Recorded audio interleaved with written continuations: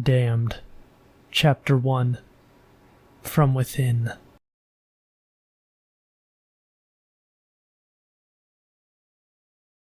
Little Jim Munchkin sat carving pumpkins, preparing for Halloween night, when along came a hunger, a small tinge of wonder.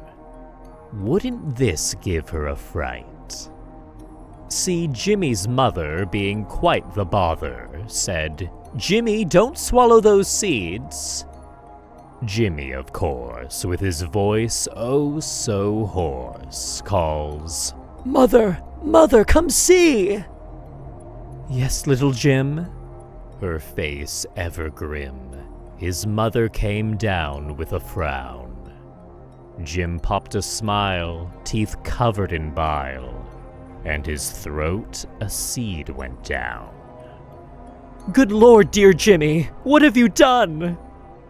Jimmy's face soon turned to fear. Her tone was morose, her voice grandiose, as his eyes rolled towards the chandelier. His rotten chair snapped as he fell on his back. His stomach turned into a knot. The mother clasped Jimmy. "Oh, Jimmy, my dear," as his breath gained a smell of rot. As his skin shriveled, something ate from the middle, eyes trained on his thin mother's face. His eyes became swollen, his very soul stolen, by a stalk from his stomach displaced. His stomach soon swelled, as his mother beheld.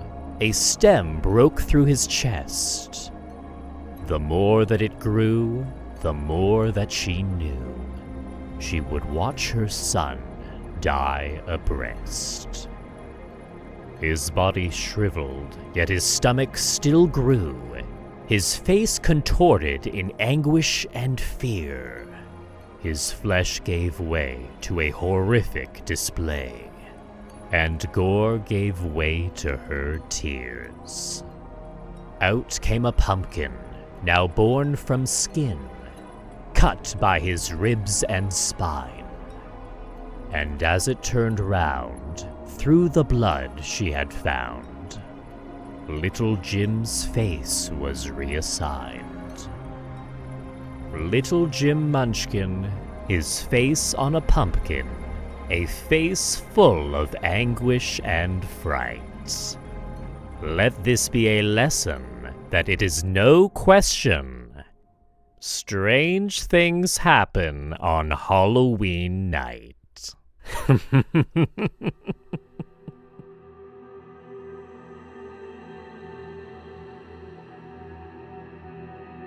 My name is Adrian Foxx. I'm an investigator here on Elsie Island. And tonight, everything I knew changed. I was called over to a house around 6:30, Halloween night. As I drove up, I had to double check my address. The house looked abandoned, like no one had lived there for decades.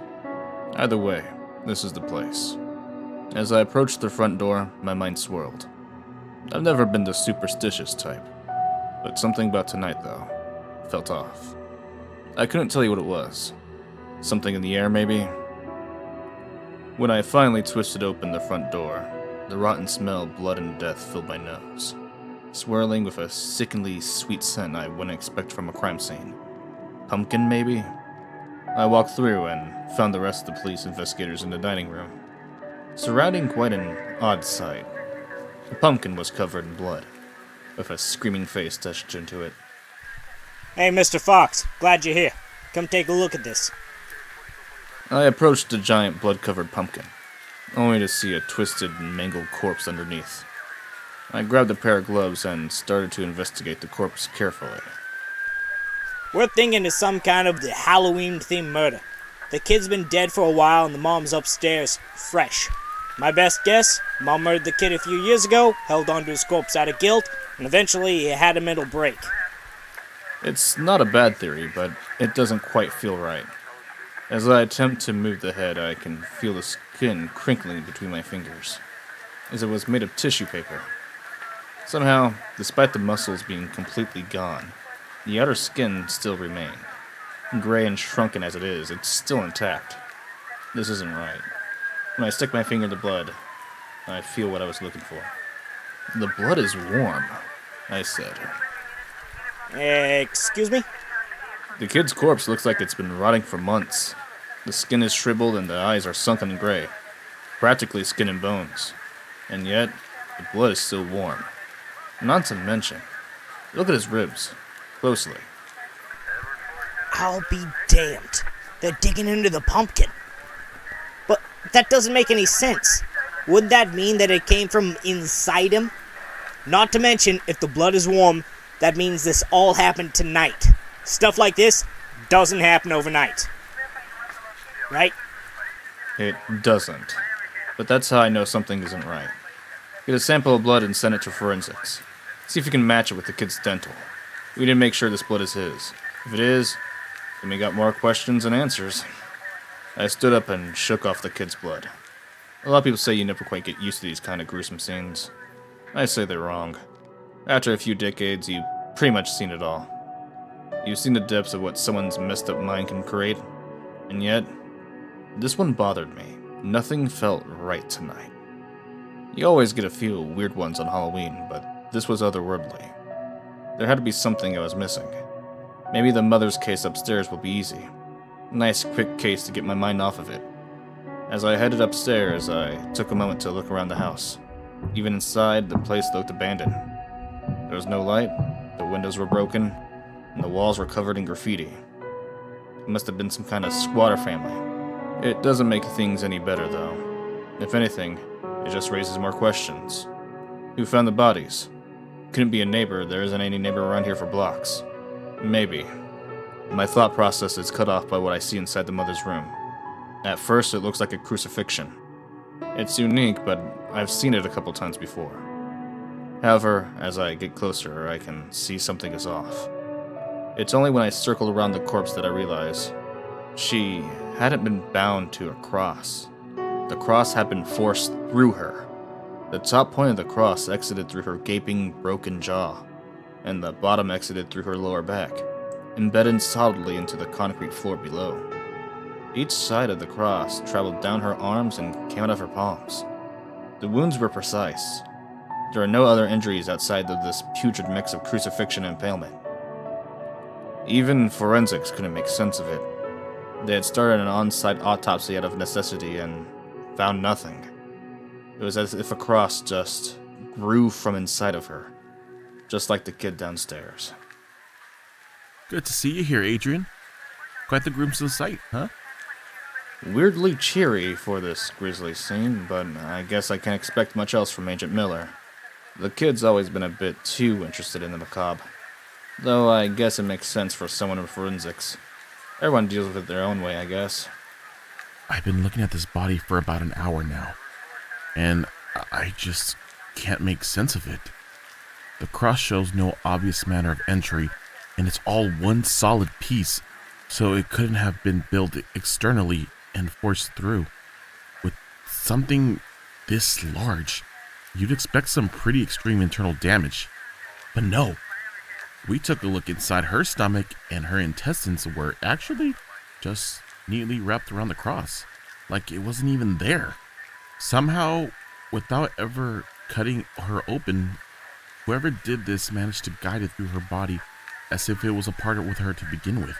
It's a work of art, in a gruesome way. Oh, and the strangest part, everything here was pre-mortem. She was alive for the whole process and didn't even leave a sign of struggle. No external wounds, skin under the fingernails, nothing. Yet again, nothing was making sense. I've seen a lot of strange things, but these two take the cake. And in the same house, no less. As I took a closer look, sliding my hand across the warm body, I put my gloved hand around her throat and felt something sharp just beneath the skin. Miller, mind cutting her neck a bit? I want to take a look inside. Inside? Sure, but I don't think you're going to find much. No sign of external damage in that area. He took a scalpel and opened up her throat, revealing something that only raised more questions than answers. Razor wire. A solid ring of razor wire was wrapped inside of her trachea. There was no scarring on her neck or her trachea that might reveal how it was put there. Once again, it was like it just appeared from thin air. Mark that down in your notes, Miller. I'm gonna go clear my head. You got it. I decided to step out as Agent Miller took some more notes on the scene. On my way out, curiosity took the best of me. I put on a fresh glove and I placed my hand on the kid's throat as well. Same thing. Just below the skin, there was a ring of razor wire. I let the forensics team know and decided to head out to my car. Even as I left the confines of that house, my mind was still filled with the stench of blood and pumpkin. My whole mind was swimming, trying to make sense of everything. No, anything. I'd just seen, just as I sat down, I got another call. Some dead call girl and a junkie in the hotel by 8th and Main. Well, I guess the night is still young. Maybe this will be quick and easy case I need. Oh, what am I saying? With how it's starting, I doubt anything will be normal tonight.